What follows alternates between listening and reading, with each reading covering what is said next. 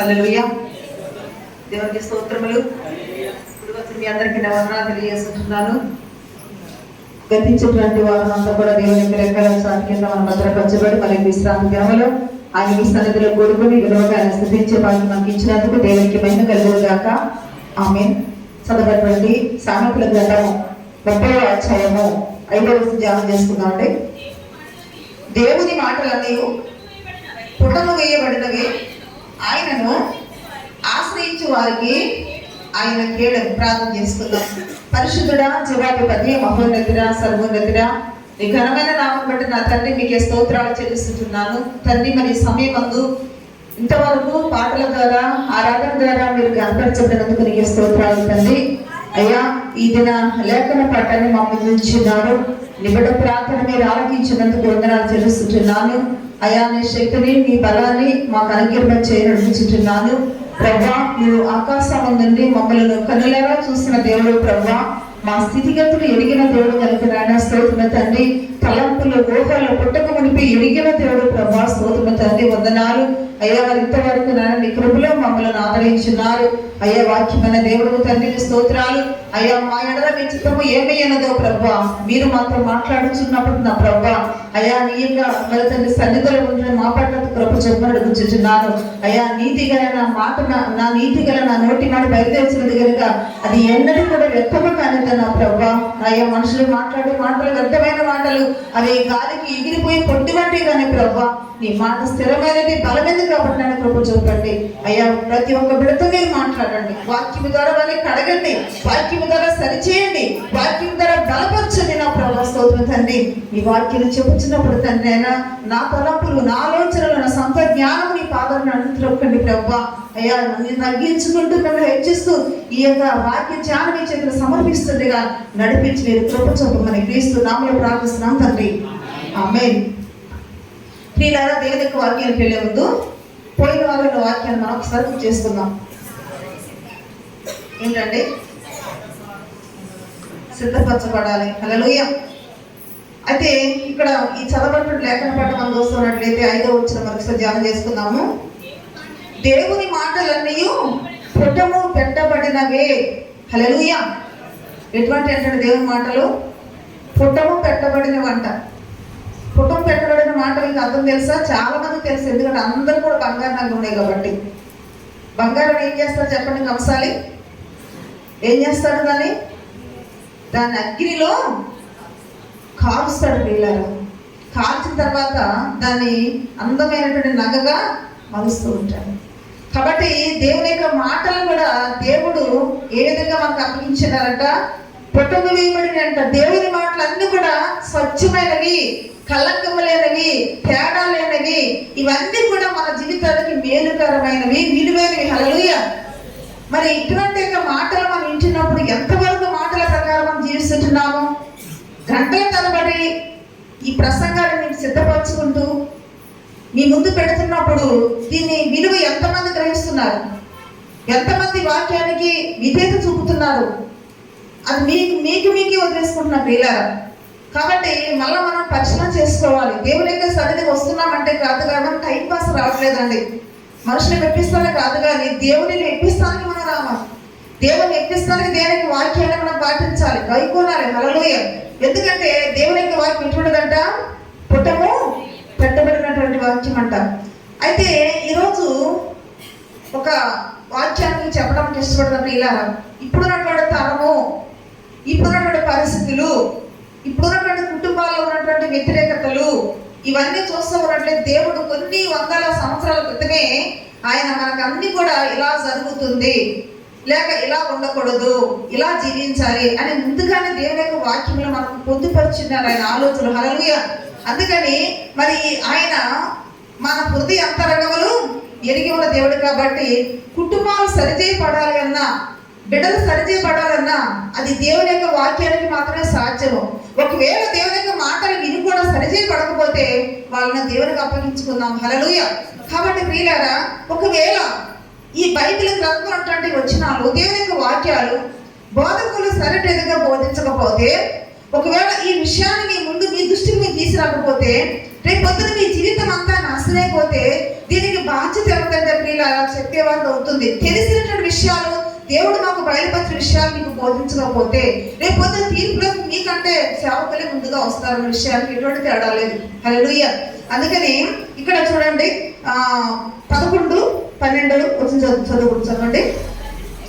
తమ తండ్రిని శపించుచు తల్లిని దీవించని తరము కలదు, తమ దృష్టికి తాము శుద్ధులై తమ మాలిన్యమును కడగబడని వారి తరము కలదు.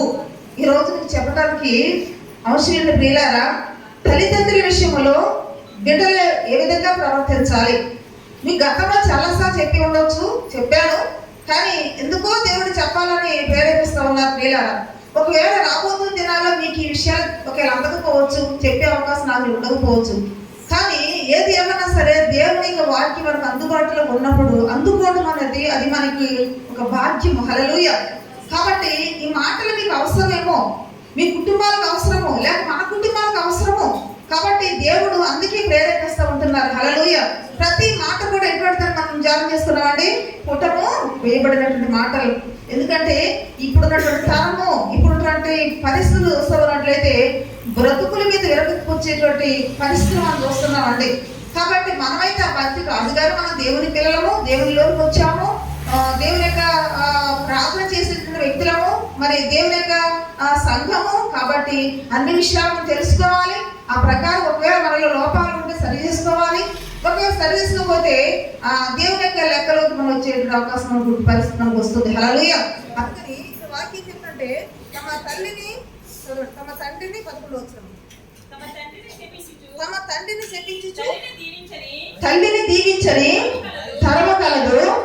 చూడండి ఎటువంటి తరం ఉందంటే తరం వస్తుంది. ప్రభు చెప్పారు తల్లిని ఏమిటంట, తండ్రిని శపించి తల్లిని దూషించే అంటే తల్లిని దీవించినటువంటి వ్యక్తులు అంటే తరం వస్తుంది ఉంది చెప్పేసి ప్రభు ముందుగా చెప్పారు. లేదంటారా ఈరోజు తల్లిదండ్రులు అంటే చీపురు పుల్ల కంటే హీనంగా తీసేసేటువంటి పరిస్థితి ఉన్నాయి ఈరోజు ప్రియులారా. ఒక తల్లిదండ్రుల యొక్క మనోభావాన్ని కానీ, తల్లిదండ్రుల యొక్క హృదయం అటువంటి ఆలోచనలు కానీ, లేక బిడ్డల పట్ల వారికి ఆశలు కానీ ఏమాత్రం కూడా అర్థం చేసుకోకుండా ప్రియులారా వారికి విపరీతంగా జీవించిన తరం ఒకటి వస్తుందని దేవుడు ముందుగా చెప్పారు. హల్లెలూయా. కాబట్టి మనము చెప్పాలంటే ఈ రోజుల్లో మనము ఆ వాక్యము దేవుడు ఎందుకు చెప్పారంటే ఈ పరిస్థితులు ముందుగా వస్తాయని దేవుడు ముందుగా తెలుసు. హల్లెలూయా. అందుకే మరి ఈ అనురాగాలన్నీ కూడా అంతరించిపోయినటువంటి దినాలు ఉంటున్నాము. అనురాగ రహితులుగా ఉంటారని, తల్లిదండ్రులకు అవిధేయులు ఉంటారని పౌలు గారు కూడా లేఖనాల్లో రాసినట్టు మనం చూస్తున్నాము. అయితే ఇక్కడ మనం చూడండి తమ దృష్టికి తాము శుద్ధులే అనుకుంటారట. ఎలాగనుకుంటారట, మా మట్టికి మేము మంచోళ్ళే. అంటే తల్లిని పట్టించుకోకపోయినా వాళ్ళ మనోభావాలు దెబ్బతీసే పరిస్థితులు ఉన్నా సరే, తల్లిదండ్రులు గౌరవించకపోయినా, తల్లిదండ్రులు ఏమాత్రం ప్రేమించకపోయినా, వారి ఇష్టాలు గౌరవించకపోయినా ఇలా అనుకుంటారు కదా, మా మట్టుకి మేము కరెక్ట్ అనుకుంటారు. హల్లెలూయా. ఎలాగనుకుంటారంట, మా మట్టుకి మేము తమ దృష్టికి తాము శుద్ధులుగా అనుకుంటారంట. ఎంత దారుణం ప్రియులారా. ఈ రోజు ఇక్కడ ఉంటున్న ప్రతి వారు కూడా ఈ వాక్యం చాలా జాగ్రత్తగా వినాలండి. హల్లెలూయా. మీరు విని తర్వాత ఇటువంటి పరిస్థితులు ఉంటున్న వ్యక్తులు కూడా బోధించే బాధ్యత మీద కలిగి ఉండాలి. హల్లెలూయా. అందుకని వాక్యం చెప్తుంటే తమ మాలిన్యము నుండి చదవండి, తమ మాలిన్యము నుండి కడగబడని వారి తరము కలదు. ఏమిటంట, తాము తల్లిదండ్రులకి అవిధేయత కలిగిన వ్యక్తులుగా ఉండి, తల్లిదండ్రులు గౌరవించకుండా ఉండి, తల్లిదండ్రులను ప్రేమించకుండా ఉన్నటువంటి వారు, అంటే మాకు మేమే శుద్ధులుగా ఉన్నామని చెప్పుకునేటువంటి వారు ఎటువంటి యొక్క పరిస్థితులు ఉన్నారంట. తమ యొక్క మాలిన్యం అంటే ఏంటి, తమ చెడు, తమ పాపము, తన యొక్క జీవితంలో ఉన్నటువంటి ప్రతి ఒక్క చెడు నుంచి ఏం చేయబడలేదంటే వారు కడుగబడినటువంటి వారి తరము కలదు. ఆ తరము వారి కోసం నేను చెప్పడానికి ఇష్టపడుతున్నాను. హల్లెలూయా. కాబట్టి ఇది కొంచెం కష్టంగా ఉండొచ్చు, ఈరోజు ఈ మాటలు కొంచెం బాధకరంగా ఉండొచ్చు, అయినా పర్లేదు. హల్లెలూయా. కాబట్టి ఇక్కడ ఏం చెప్తుందంటే ఆ తరం ఎటువంటిదంట, 11 వచనం, కన్నుల నెత్తికి వచ్చిన వారి తరము కలదు, వారి కన్నురెప్పలు ఎంత పైకి ఎత్తబడి ఉన్నవి. హల్లెలూయా. ఎలాంటి తరంలో ఉన్నామంట మనము, కళ్ళు నెత్తికొచ్చిన తరంలో ఉన్నామంట. కళ్ళు నెత్తిన ఉన్నవాడు ఎలా చూస్తారు చెప్పండి, ఎలా నడుస్తారు చెప్పండి. మీరు ఇక్కడ ఉన్నాయనుకోండి కళ్ళు, ఎక్కడ ఎలా చూస్తారు, ఎలా నడుస్తారు? సూటిగా నడవలేడు వాడు. ఎలా నడుతుండో వాడికి వేరు ఉండదు, లేకపోతే ఆమె ఎలా నడుస్తుందో ఆమెకి తెలియదు. కాబట్టి ఇప్పుడు మనం ఎటువంటి పరిస్థితి ఉన్నామంటే కళ్ళు నెత్తికి వచ్చిన వారు తరము కలదని అంటున్నారు. తమ మాలిన్యం కడగబడినటువంటి వారి తరంలో ఉన్నాం, లేకపోతే తమ మట్టికి తామే శుద్ధులుగా ఉన్నామని వాళ్ళ మట్టికి వాళ్ళే మరి మేము ఎంతో చేసే పని మంచిది అనుకున్నటువంటి సముదాయించుకున్న పరిస్థితిలో ఈ రోజు మనం చూస్తూ ఉంటున్నాం ప్రియులారా. అటువంటి వాడితో నీతో దేవుడితో మాట్లాడుతున్నారు ఈ రోజు ఈ మాటలు గ్రహించకపోతే, ఈ మాటలు అర్థం చేసుకోకపోతే రాబోతున్న దినాల తీర్పులోకి వచ్చేటువంటి ప్రమాదం ఉంటుంది. హల్లెలూయా, జాగ్రత్త. కాబట్టి ప్రియులారా, దేవునికి వాక్యం పెడదాము. చూడండి, ఏంటి ఈ రోజు మనం ఇంటువంటి సబ్జెక్ట్ ఏంటంటే తల్లిదండ్రుల విషయంలోని పిల్లలు ప్రవర్తన ఎలా ఉండాలి, దాని గురించి బైబిల్ చెబుతుంది. హల్లెలూయా. అయితే చూడండి, నిర్గమకాండము 20వ అధ్యాయము. అసలు దేవుడు మరి ఆ విషయంలో తల్లిదండ్రుల విషయంలోని బిడ్డల పట్ల దేవుడు ఏం చెప్తారో అది మనం చూద్దాం. ముందుగా నిర్గమకాండము 20వ అధ్యాయము 12 చదువుకుందాం. నీ దేవుడైన యెహోవా నీకు అనుగ్రహించే దేశంలో నీవు దీర్ఘాయుష్యము కలిగినట్లు నీ తండ్రిని తల్లిని సన్మానించము. హల్లెలూయా. చూసారా ప్రియులారా, అంటే దేవుడు ముందు మనుషులు ఏమంటున్నారో పక్కన పెడదాం, సమాజం ఏమంటుందో పక్కన పెడదాం, నీ బంధువులు ఏమంటున్నారో పక్కన పెడదాం, నీ స్నేహితులు ఏమంటున్నారో పక్కన పెడదాం. కానీ దేవుడు ఏం చెప్తున్నారు అర్థమవుతుందండి. నిన్ను సృష్టించినటువంటి దేవుడు, నిన్ను భూమి మీద ఒక వ్యక్తిగా జన్మింప చేస్తున్నాడు. ఆ దేవుని యొక్క ఉద్దేశము నీ ఎడల, అంటే ఒక కుమారుడిగా కావచ్చు, కుమార్తెగా కావచ్చు, అసలు నీ విషయంలో దేవుడు ఏం చెప్తున్నారు, ఏ ఆజ్ఞిస్తున్నారంటే వాక్యం చెప్తుంది కదా, నీ దేవుడైన యెహోవా నీకు అనుగ్రహించే దేశంలో నీవు దీర్ఘాయుష్యము కలిగినట్లుగా ఏం చేయమంటున్నారు, ఏం చేయమంటున్నారండి, నీ తండ్రిని నీ తల్లిని సన్మానించాలంట. హల్లెలూయా. సన్మానించడం అంటే మనకు తెలిసిందేంటి చెప్పండి? పూల బొక్కలు ఇచ్చి సన్మానిస్తారు, తర్వాత పూలదండలు ఇచ్చి సన్మానిస్తారు, పూలదండలు మెల్ల ఇచ్చి సన్మానిస్తారు, లేకపోతే సాల్వాలు కప్పి సన్మానిస్తారు. ఇది సన్మానం అంటే మనకు తెలుసు సన్మానం. కానీ దేవుడు చెప్పేది ఆ సన్మానం కాదండి, ఆ సన్మానం కాదు. నీ తల్లిదండ్రులు గౌరవించాలి, నువ్వు వాళ్ళని ప్రేమించాలి, వాళ్ళకి వాళ్ళ అధికారానికి నువ్వు ఒప్పుకుని ఉండాలి, నీ ప్రవర్తన అంతరి మీద వారి అధికారాన్ని నువ్వు లోబడుతూ ఉండాలి. కాబట్టి వాళ్ళకి నువ్వు విధేయత కలిగిన వ్యక్తిగా ఉండాలి. దీన్ని ఏమంటారు? సన్మానం అంటారు. సన్మానించకపోయినా పర్లేదు కానీ శాపనంతరం పెట్టకండి. హల్లెలూయా. కాబట్టి అసలు తల్లిదండ్రులు అంటే భయం లేదు, భక్తి లేదు, అసలు ఏ మాత్రం కూడా అసలు గౌరవం లేకుండా ఉంటున్నటువంటి తరములు మనం చూస్తున్నాం ప్రియులారా. ఎంత నిజంగా వారి తల్లిదండ్రులు అటువంటి పిల్లల యొక్క తల్లిదండ్రులు చూస్తుంటే చాలా బాధాకరంగా ఉంటుంది ప్రియులారా. ఎందుకంటే సమాజంలో ఇటువంటి సమాజంలో మనం బ్రతుకుతున్నాం, ఇటువంటి పనికిమాలిన సమాజంలో మనం బ్రతుకుతున్నాం ప్రియులారా. దేవుడు ముందే చెప్పారు ఏమని, తమ దృష్టికి తాము శుద్ధులే అనుకుంటారట. ఈ లోక సంబంధించిన మాలిన్యం నుంచి వారు ఏమాత్రం కడగబడకపోయినా సరే కళ్ళు నెత్తికి వచ్చి బ్రతుకోరు ఈ తరముగా ఉంటున్న విషయం దేవుడు ముందుగా చెప్పారు. హల్లెలూయా. అందుకే దేనికి ఉద్దేశం ఏంటి చెప్పండి? పిల్లల విషయంలో దేనికి ఉద్దేశం చదువుకున్నప్పుడు మనము అంటే ఆజ్ఞలలో ఒక ప్రత్యేకమైన ఆజ్ఞగా దేవుడు ఇచ్చిన్నారు. మామూలుగా చెప్పిన మాట కదండి ఇది. 10 ఆజ్ఞలు కూడా దేవుడు ఇచ్చిన, దీని 5వ ఆజ్ఞలు కూడా. కాబట్టి ఈ 10 ఆజ్ఞలలో దేవుడు ఒక ఆజ్ఞగా మనిషికి ఇచ్చినటువంటి ఆజ్ఞ చెప్పండి, నీ తల్లిదండ్రులను సన్మానించము. నీవు దీర్ఘాయుష్యులుగా ఉండాలంటే, నువ్వు దీర్ఘాయుష్యులుగా నువ్వు ఉండాలంటే చూడండి, ప్రసంగిలో మాట తీనవసరం లేదు కానీ దుర్మార్గ పనులు చేసి దేవుని యొక్క శాపగ్రస్తులై కాలానికి ముందుగా వెళ్ళిపోయే పరిస్థితి ఉంటుందంటండి. ఈరోజు చూడండి, మరణం అనేది ఎక్కువ యవ్వనస్తులనే ఉంటుంది. వృద్ధులు బాగానే ఉంటున్నారు కానీ యవ్వనస్తులు చిన్న పెద్ద తేడా లేకుండా ఏదో రకంగా వారి జీవితాలు నాశనం చేసుకున్న పిల్లల కారణం ఏంటో తెలుసా? దేవునికి దూరమైపోయి తల్లిదండ్రులకు అవిధేయత కలిగి వాళ్ళు చెప్పిన మాట వినక వాళ్ళని బాధ పెట్టుకుంటూ. చూడండి ప్రియుల, బైబిల్ ఉంది కదా, అతను పుట్టినందుకు అనేకులకు ఏముందంట, యోహాను పుట్టినందుకు సంతోషం ఉందంట. ఇంకొక విషయం ఏంటో తెలుసా? బెన్యామీను మీ గురించి మీకు తెలుసా? బెన్యామీను ఎవరు? 12 గోత్రముల్లో కనిష్ఠుడు, యాకోబు కుమారుడు. అయితే రాహేలు కుమారుడు. రాహేలు కడుపుతో ఉన్నప్పుడు, బెన్యామీను కడుపులో ఉన్నప్పుడు ప్రియులారా, ఆమె ఇక పుట్టిన వెంటనే, ఆ బిడ్డ పుట్టిన వెంటనే ఆమె చనిపోయింది. చనిపోతూ ఒక పేరు పెట్టిందని, బెన్నయ్య అని పేరు పెట్టింది. అంటే ఒక వ్యాధన పుత్రుడు, ఒక బాధ కలిగించేవాడు, ఒక దుఃఖపుత్రుడు అనేటువంటి పేరు పెట్టి చచ్చిపోయిందంట. దానికి యాకోబు తండ్రి అంటే యాకోబు ఏం పెట్టిపెట్టే బెన్యామీను అని పెట్టాడు. అంటే ఈ పేరుగా ఉండకూడదు. తల్లికి బాధ కలిగి బాధతో చచ్చిపోయింది. ఇతను పుట్టినందుకు ఆమె ఎంతమంది సంతోషం లేదు, ఆమె ప్రాణం కోల్పోయిందంట. ఉంటుందండి. అందుకే ఆ బాధ చచ్చిపోతూ ఈ పేరు పెట్టి చచ్చిపోయిందంట. దయచేసి ఎవ్వరు కూడా నీ తల్లి చనిపోయే ముందు, నీ తల్లి చనిపోయే ముందు నీ బాధ, నువ్వు పెట్టే బాధ అనుభూతితో చచ్చిపోవద్దండి. హల్లెలూయా. అంటే ఎంత బాధతో ఉంటే ప్రాణం పోయే పరిస్థితిలో ఆ పేరు పెట్టిందండి ఆవిడ. అయినా సరే పేరు పెట్టినా సరే ప్రియులారా, బెన్యామీన్ అలా జీవించలేదు. తన తండ్రి పెట్టిన పేరుకి ప్రతిఫలంగా అతను జీవించడం మనం చూస్తున్నాం ప్రియులారా. కాబట్టి నేనేమంటానంటే, మనము దేవుడి కార్యం ఏముంది కదా, నీవు దీర్ఘాయుష్మంతుడిగా ఉండాలంటే నీ తల్లిదండ్రులు నీవు సన్మానించాలి, వారి ఇష్టాలు గైకోనాలి, వారి అభిప్రాయం తీసుకోవాలి. దుర్మార్గుడు దుస్తులంట, చెడ్డవాడంట తన అభిప్రాయానికి సంతోషపడతా ఉంటాడంట. తను నిర్ణయం తీసుకుంటాడు, తన అభిప్రాయం తీసుకుంటాడు. అంటే నీ అభిప్రాయంతో వాళ్ళ అభిప్రాయంతో కరెక్ట్, ఇంకా నా అభిప్రాయం నాకు కరెక్ట్గా ఉంటుంది, నేను తీసుకున్న నిర్ణయం నాకు బాగుంది కాబట్టి నాకు ఇది, నేను ఎలా ఉంటానటువంటి ఒక నిర్ణయం తీసుకున్నాడు ప్రియులారా. వాళ్ళు ఏమంటారంటే బుద్ధిహీనులు అంటారు. హల్లెలూయా. కాబట్టి అందుకని వాక్యం పెడతాము చూడండి. ఇక్కడ దేవునికి ఉద్దేశం మనకు అర్థమైంది కదా. ఏమిటది చెప్పండి? దేవుని ఉద్దేశం ఏంటి? తల్లిదండ్రులను పిల్లలు సన్మానించాలి. ఎవరైనా చిన్న పిల్లలు నేర్చుకోండి, మీరు కూడా టీనేజ్ వాళ్ళు కూడా నేర్చుకోండి, ఎవరినసలు వాళ్ళు నేర్చుకోండి. ఎంతవరకు తల్లిదండ్రులు సన్మానించిన వాళ్ళు, గౌరవించిన వాళ్ళు అన్ని సావధామని చెప్పట్లేదండి. వాళ్ళకి కనీసం మీరు విధేయత చూపించండి, వాళ్ళ హృదయాలు బాధ పెట్టవద్దు. హల్లెలూయా. కాబట్టి ఇది దేవుడే కాదు, ఇది చెప్పే మాటలు కాదండి. హల్లెలూయా. కాబట్టి యెషయా గ్రంథము 66వ అధ్యాయం చూస్తున్నట్లయితే దేవుడు ఎందుకు ఈ ఆజ్ఞల్లోని ఒక ఆజ్ఞగా మరి ఎందుకు ఇచ్చినారంటే, ఏమిటంత ప్రత్యేకత అంటే నిజంగా చాలా అద్భుతంగా ఉంటుందండి. చూడండి, యెషయా గ్రంథము 66వ అధ్యాయము 11వ చూడండి. ఒకరి తల్లి వారిని ఆదరించినట్లు నేను మిమ్మల్ని ఆదరించదను. హల్లెలూయా. చూడండి, దేవుడు కన్న తల్లిని పోల్చుకుంటున్నాడు.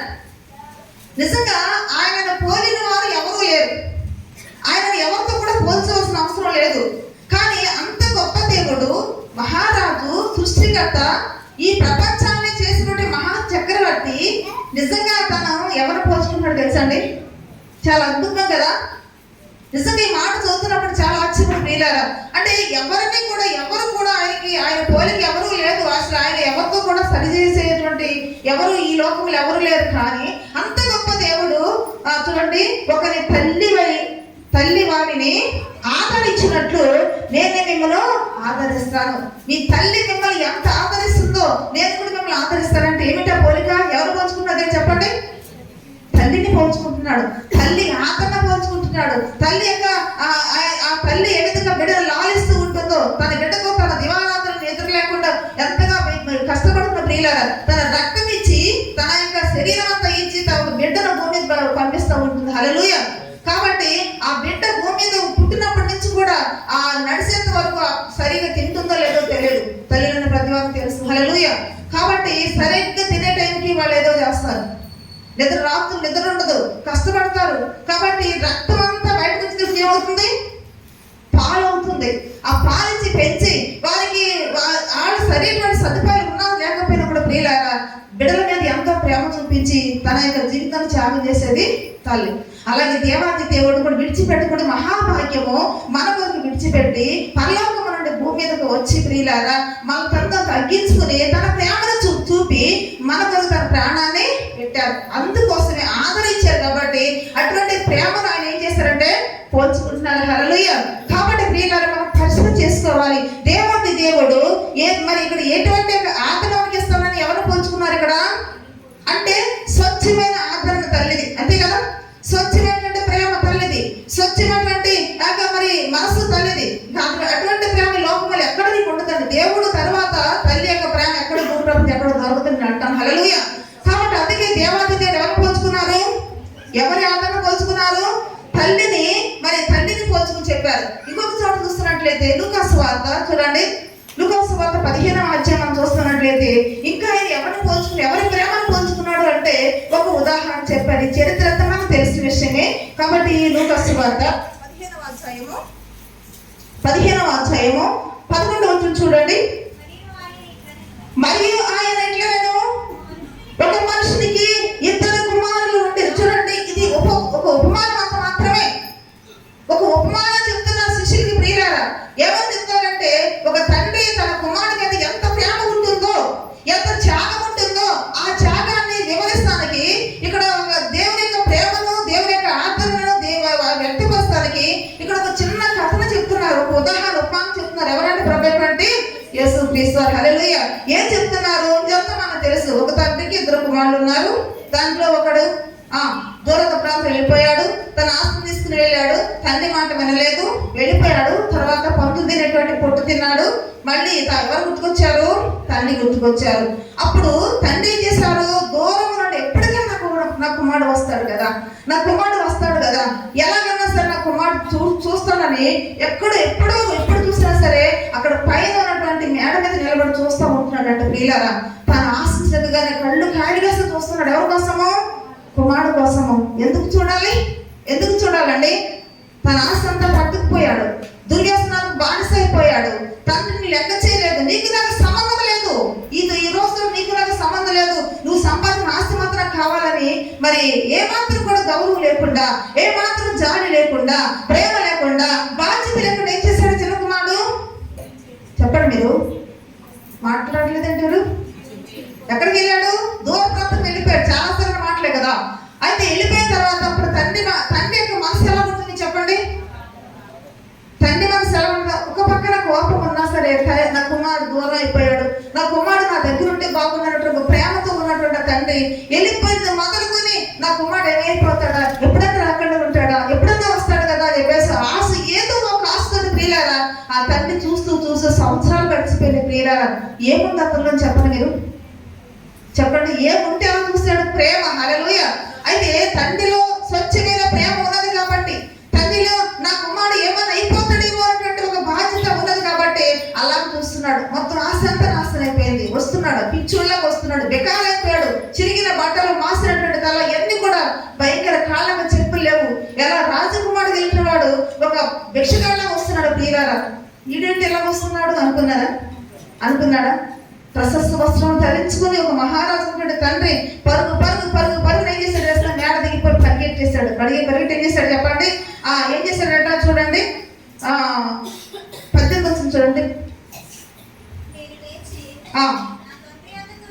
20 చూడండి. వాడింక దూరముగా ఉన్నప్పుడు తండ్రి వారిని చూచి కనికిరబడి పరిగెత్తుకుని వచ్చి వారి మెడ మీద పడి ముద్దు పెట్టుకున్నాడు. ఏముంది తండ్రిలో? కనికిరపడుతున్నాడు. ప్రేమ, ఆతృత.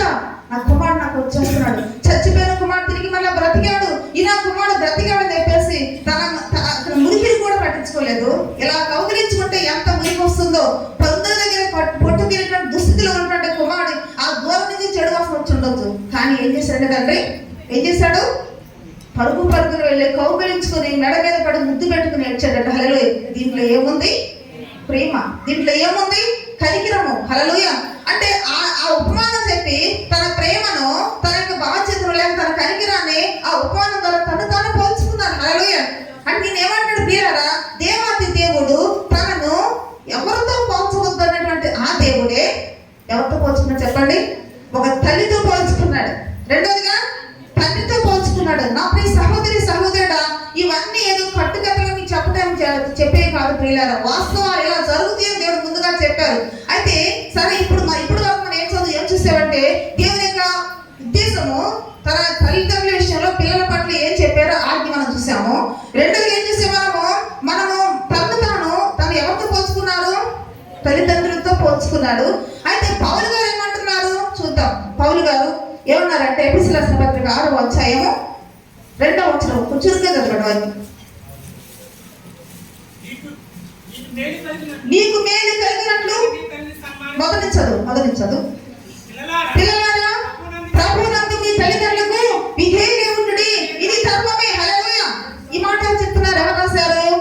పౌలు గారు రాశారు. ఏమని రాస్తారంటే, ఓ పిల్లలారా, ప్రభువునందు మీ తల్లిదండ్రులకు మీరు విధేయులై ఉండుడి, ఇది ధర్మము. ఏమిటంట? ధర్మమా?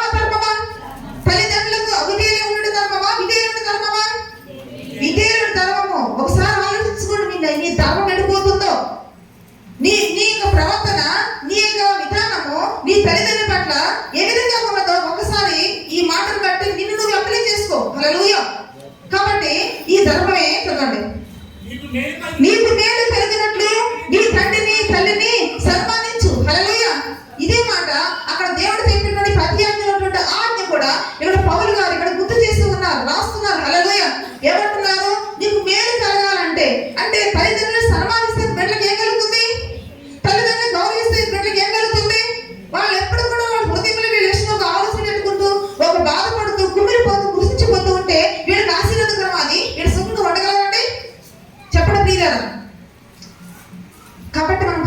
చేసుకోవాలి. వాక్యం ఏం చెప్తుంది, బైబిల్ భక్తులే చెప్తున్నారు, దేవుడి యొక్క ఉద్దేశం ఏంటి అని పరిశీలన చేసుకోకుండా వాక్యాన్ని వెంబడించద్దు.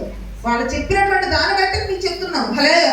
కానీ నేను వాక్యం చెప్తుంటే అప్పుడు నీవు భూమి మీద దీర్ఘాయుష్మంతుడగుదువు, ఇది వాగ్దానముతో కూడిన ఆజ్ఞల మొదటిది. హల్లెలూయా. ఏమిటంట? వాగ్దానంతో కూడిన ఆజ్ఞ అంట ప్రియులారా. అంటే ఇది దీనిలో వాగ్దానములు ఉన్నవి, ఆజ్ఞ ఉంది, అంటే బాధ్యత ఉన్నది, హక్కు ఉన్నది. హల్లెలూయా. నువ్వు నీ తల్లిదండ్రుని నువ్వు సన్మానించి, నీ తల్లిదండ్రుని నువ్వు ప్రేమించి, నువ్వు తల్లిదండ్రుల మాట విని, నువ్వు తల్లిదండ్రుని విధేయత కలిగిన వ్యక్తి ఉన్నప్పుడు నీకు ఏం చేస్తానన్నారు దేవుడు? ఏం చేస్తానన్నారు దేవుడు? చెప్పండి. మేలు చేస్తానంటున్నారు.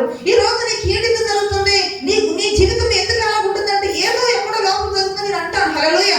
నీ తల్లి ఏడుస్తుందేమో నీ గురించి, నీ తల్లి ఏడుస్తున్నాడు నీ గురించి, నీ నిర్ణయాలు మంచిగా లేవేమో, నీ ఉద్దేశాలు మంచిగా లేవేమో, నీవు తీసుకున్నటువంటి ప్రతి ఒక్క ఆలోచన కూడా వాళ్ళ దృష్టికి ఏమాత్రం కూడా సరిగా లేదే ఒకసారి పరిశీలన చేసుకోవాలి ఈ రోజు. హల్లెలూయా. అందుకని ప్రియులారా, ఇది ఏమిటంట? వాగ్దానంతో కూడినటువంటి ఆజ్ఞలో మొదటిది. హల్లెలూయా. కాబట్టి ఇంకా చూసినట్లయితే ప్రభువు యేసుక్రీస్తు ఏం చెప్తారో బాగా మనం చూద్దాం. మత్తయి సువార్త 15వ అధ్యాయము చూడండి. మత్తయి సువార్త 15వ అధ్యాయము 3వ వచనం చూడండి ఒకసారి. అందుకాయన మీరును మీ పారపర్యాచారం నిమిత్తము దేవుని ఆజ్ఞను ఎందుకు అతిక్రమించున్నారు? హల్లెలూయా. ప్రభువు యేసుక్రీస్తు మనుషుల లోకంలోకి వచ్చినప్పుడు అక్కడ ఉన్నటువంటి శాస్త్రుల పరిచయలతోని, అక్కడ ఉన్నటువంటి యెరూషలేములో ఉన్నటువంటి వ్యక్తులతో దేవుడు చెప్పే మాట ఏంటంటే, మీరు మీ పారపర్యాచారం వచ్చినటువంటి ఆ నిమిత్తము దేవుని ఆజ్ఞ ఎందుకు అతిక్రమిస్తున్నారు అంటే ఏం అతిక్రమించారు? వాళ్ళు ఏం చేశారని దేవుడు అక్కడ గద్దిస్తున్నారు వారిని. చదవండి. తల్లిదండ్రులను గణపరచు, తండ్రినైనను తల్లినైనను దూషించేవాడు తప్పక మరణం పొందవలని దేవుడు సెలవిచ్చాడు. హల్లెలూయా. ఏమిచ్చాడు దేవుడు? తల్లిని దూషించకూడదు, తల్లిని శపించకూడదు, వాళ్ళకి లోపడాలి, వాళ్ళు గౌరవించాలి, వాళ్ళు సన్మానించాలని దేవుడికి వాక్యం చెబుతుంది కదా. మరి మీరు ఏం చేస్తున్నారు అని ఎవరు అడుగుతున్నారండి? ప్రభువు యేసుక్రీస్తు వారే అడుగుతున్నారు ఇక్కడ. చదవండి, కట్టించండి. అదే వచ్చిన మీరైతే తన తండ్రినైనను ఒకడు తన తండ్రినైనను తల్లిని చూచి నా వలన నీకు ఏది ప్రయోజనమగును అది దేవాత్మని చెప్పిన యెడల అతడు తన తండ్రినైనను తల్లినైనను ఘనపరచనక్కరలేదని చెబుతున్నాడు. మీరు మీ పారంపర్యాచారము నిమిత్తము దేవుని వాక్యమును నిరంతరము చేయించున్నారు వేషధారులారా. హల్లెలూయా. ఏమన్నారండి ఇక్కడ?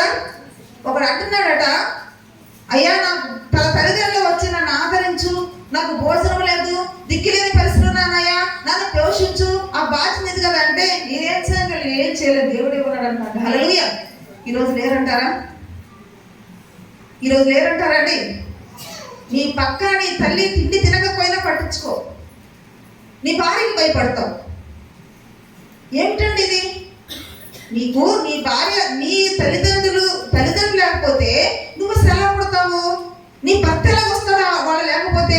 లేక వాళ్ళ గౌరవం నీ భార్య ఎలా వచ్చింది అని పరిశీలన చేసుకోవాలి కదా. ఆ స్థితిలో ఉన్నటువంటి వారిని దేవుడు అందిస్తున్నాడు. వీళ్ళు ఏం చేస్తున్నారు? దేవుని యొక్క వాక్యమును నిరంతరం చేస్తున్నారట. నా వల్ల ఏం ప్రయోజనం లేదు, నా వల్ల కాదు, నేను పెంచలేను, నేను చూడలేను, నాకు సంబంధం లేదు, నేనే నా బతికే నా భార్య అయిపోతుంది, నా భార్య బిడ్డ పెంచుకుంటా, నీకు నేనే పెట్ట, దేవుడే ఉన్నాడని చెప్తాడు చాలా మంది. హల్లెలూయా. లేరంటారా? అమ్మ చెప్పండి, మీరు లేరంటారా? లేకపోతే మంచిదే, ఒకరిక్కడ ఉంటే సరి చేసుకోండి. హల్లెలూయా. కనుక అందుకని వీళ్ళు ఏం చేస్తారంట?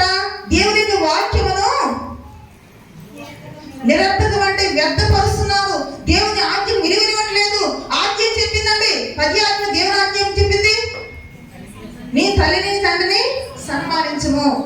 కాబట్టి వారిని ఎంత మాత్రం కూడా నీవు బాధ పెట్టొద్దని దేవుని యొక్క వాక్యం ఆజ్ఞ చెప్పింది కదా. అలాగే ఇక్కడ పౌలు గారు రాసినటువంటి పత్రికలో చెప్పారు కదా.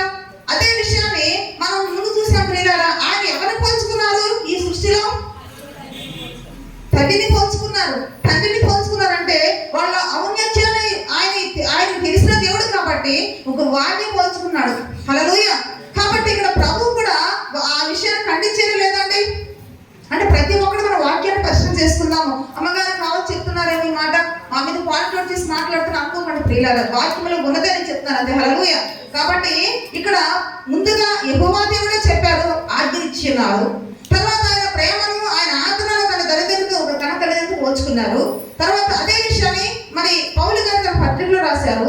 అదే విషయాన్ని ప్రభువైన యేసుక్రీస్తు లోకంలో మనిషి కూడా వచ్చినప్పుడు కూడా అక్కడ ఉన్నటువంటి వారికి, అవిధేయులైన వారికి, వాక్యం నిర్బంధం చేసే వారికి, తల్లిదండ్రులు ఏమాత్రం కూడా విలువలు ఉన్న వారికి ఆ వాక్యాన్ని గుర్తు చేస్తూ ఖండిస్తున్నారు. హల్లెలూయా.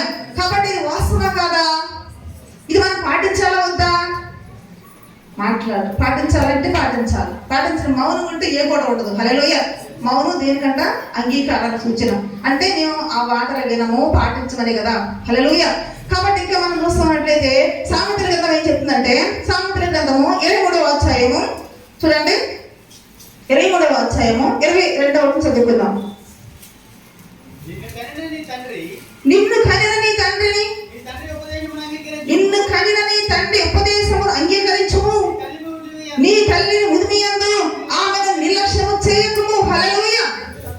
ఏం చెప్తున్నాడు ఇక్కడ సొలొమోను రాస్తున్నటువంటి ఈ సామెతల గ్రంథములో దేవుడు ఏమని మాట్లాడుతున్నారు?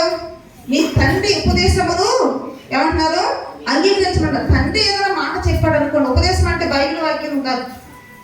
ఈ లోక సంబంధంగా ఏదో మంచి చెడు అనేది తండ్రి చెప్తాడు. చెప్పే బాధ్యత అతనికి ఉన్నది, హక్కు అతనికి ఉన్నది.